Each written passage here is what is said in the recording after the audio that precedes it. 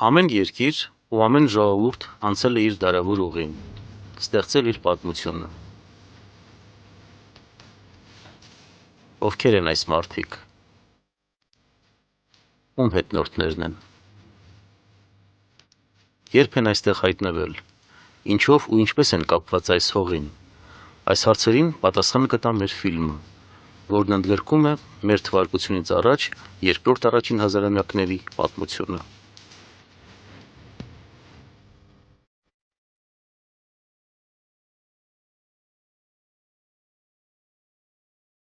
Մովսես Խորենացու տվյալների համաձայն մի քաջ անձնավորություն հայ կանոնով Բաբելոնում ըմբոստացավ բռնակալբելի դեմ եւ իր 300 մերձավորներով հեռացավ դեպի հյուսիս։ Ըստ Մովսես Խորենացու հայկը թիկնավետ, վայելչակազմ, գեղագանգուր, վարվռուն աչքերով հսկա էր։ Ահա նրա արձանը։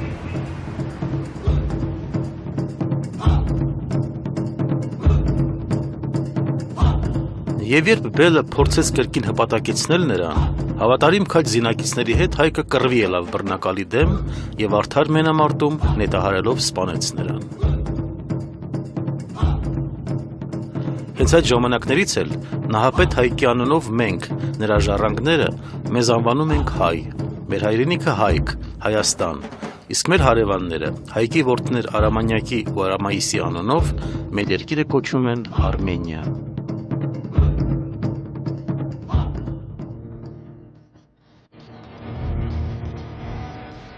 Այս հինավուրց երկիրն իր կարևոր տեղն ունի նաև հավերժական քաղաք Հռոմի պարիսպներին ամրացված քարտեզի վրա։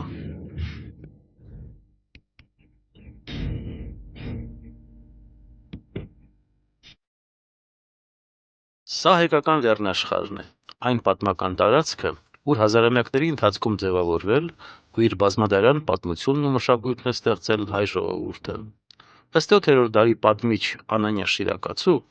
Հայաստանը բաղկացած էր 15 նահանգներից, որոնցից առավել խոշորներն էին Այրարատը,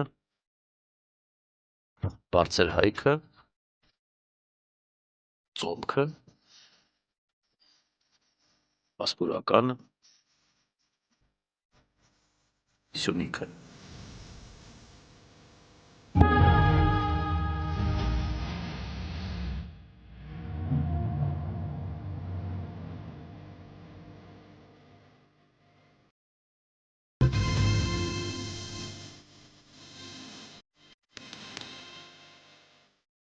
Իրար հաջորդող հազարամյակներն իրենց հետքն են թողել այս լեռնաշխարհի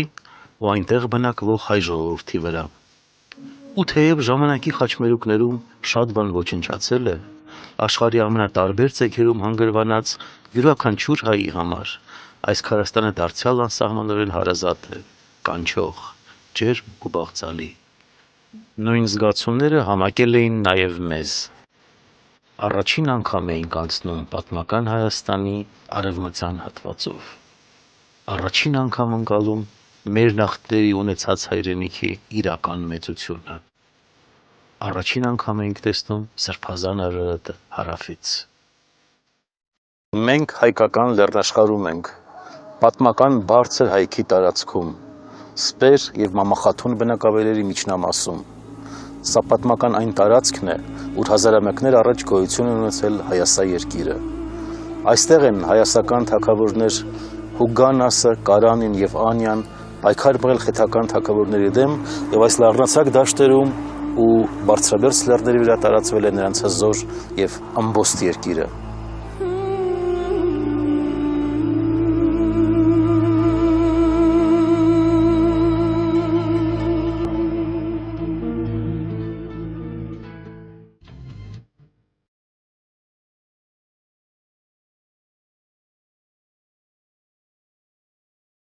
Մեր թվարկությունից առաջ երկրորդ հազարամյակում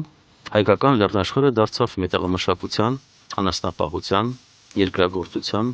և ամրոցաշինության խոշոր կենտրոն։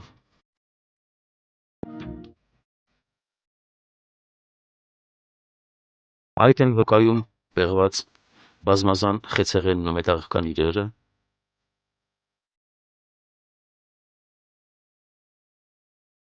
առևտրական գործարքների և ծիսական արարողությունների ժամանակ գործածված կնիքներն ու դրոշները, Սևանա լճի ավազանի, Շիրակի, Լորվա տարածքի բնակատեղիներից եւ դամբարանադաշտերից հայտնաբերված արձանները, կենդանիների ոսկորներից պատրաստված վզնոցը,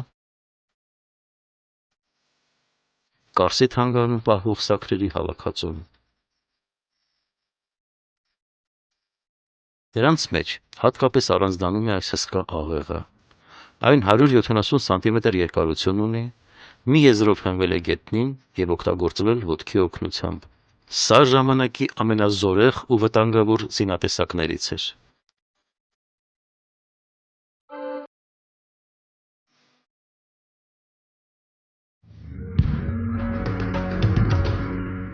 Հայկական լեռնաշխարհում ձևավորված վաղ պետական կազմավորումներից աղզին Հայաստան մշտապես համառ պայքար էին բողում իրենց անկախության համար։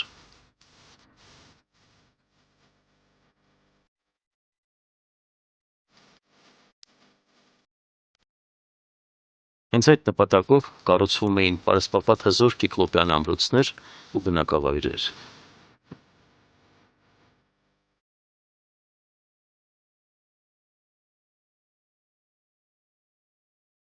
Սևանի ափին գտնվող այս տարածքում մոտավորապես երկրորդ հազարամյակի կեսերին Քրիստոսից առաջ բնակվել են ցեղախմբեր, որոնց կոչել են վելեր, իսկ երկիրը Վելիկուխի։ Դրանք մեր նախնիներն են, այստեղ ունեցել են իրենց բարձր մշակույթն ու ստեղծել են իրենց բարձր քաղաքակրթությունը եւ այս դամբարաններում ամփոփել են իրենց նախնիներին,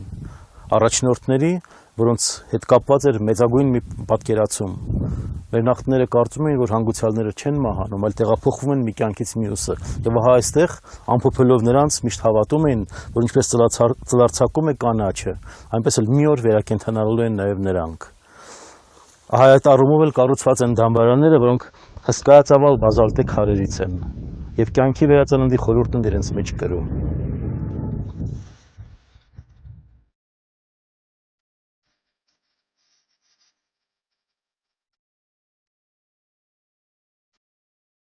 Դամբարանախցերում նրանց հետ մեկտեղ հայտնաբերվել են նաև կաղդու փայտից պատրաստված դիասայլեր, կենցաղային բազմապիսի անոթներ,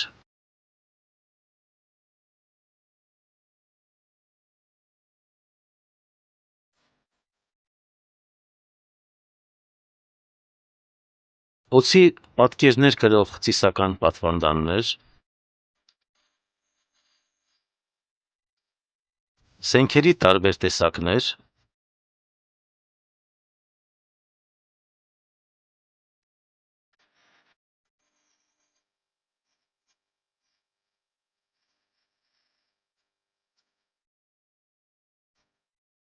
բազմապիսի պերճանքի առարկաներ,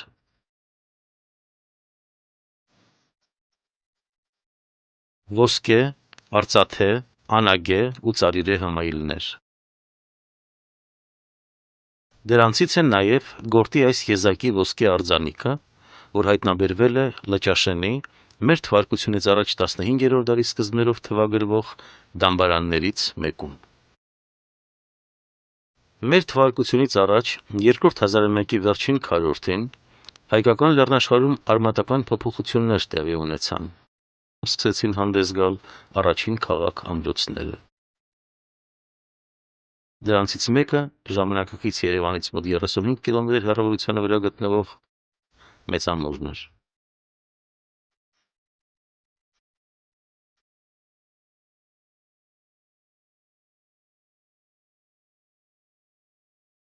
Մեծամորը ժամանակի հզոր, հոյակերտ, վաճառաշահ քաղաքներից մեկն էր։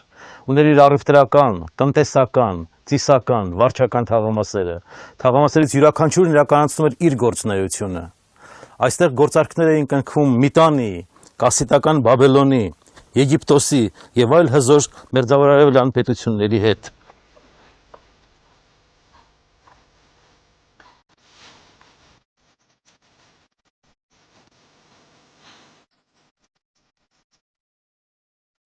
Մեծամորը հին մերձավոր արևելքում հատկապես հայտնի էր մետաղի արտադրական համալիրներով։ Պատկերացրեք, շուրջ 4000 տարի առաջ այստեղ բրոնզի համաձուլվածք են ստացել։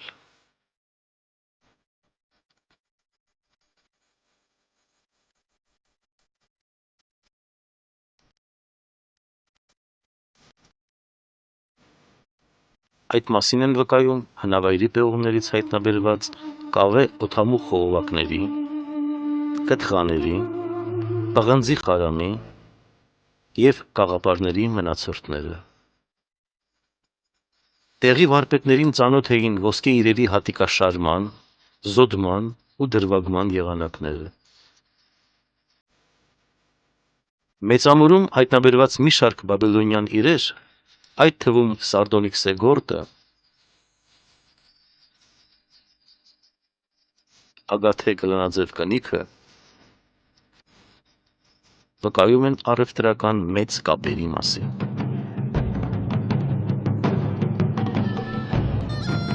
Մեծամուրը նաև հայտնի կրոնական կենտրոն էր։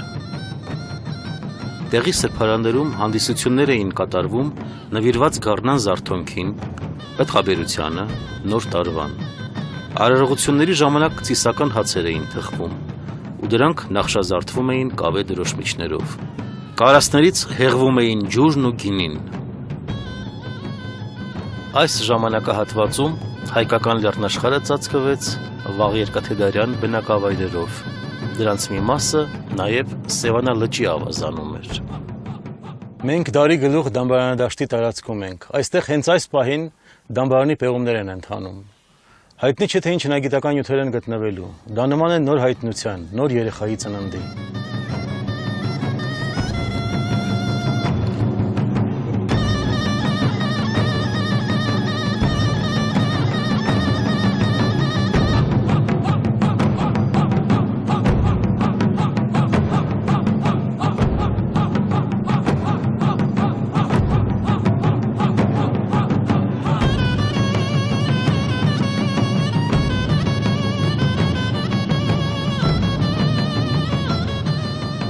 Դանակի յուրաքանչյուր հարված ու վրձնի ամեն մի շարժում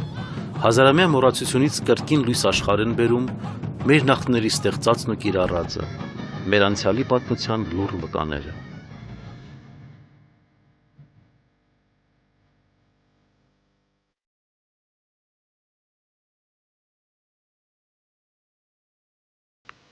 Մենք Նեմրութ լեռան կատարին ենք։ Սա պատմական այն բարձրունքն է, որի հետ առնչվում են բազմաթիվ հայկական ավանդազրույցներ։ Լեռան սրտում գտնվում է Սառնորակ լիճը։ Ամենայն հավանականությամբ հենց այստեղ, այս բարձունքներից մեկի վրա էլ պետք է որ տեղի ունեցած լինի Հայքի և Բելի նշանավոր ճակատամարտը, ինչը հիշատակում է պատմահայր Խորենացին։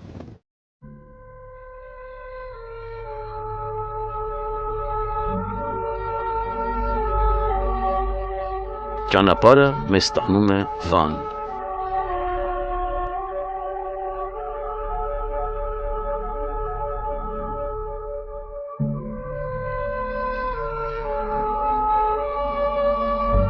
Հենց այստեղ էլ Տուշպա քաղաքի հնամենի ավերակների մոտ մենք ավարտեցինք հայոց պատմություն ֆիլմաշարի երկրորդ ֆիլմի նկարահանման աշխատանքները։ Երրորդ ֆիլմը, որ կրելու է Ուրարտուից մինչև Անտիկ Հայաստան խորագիրը,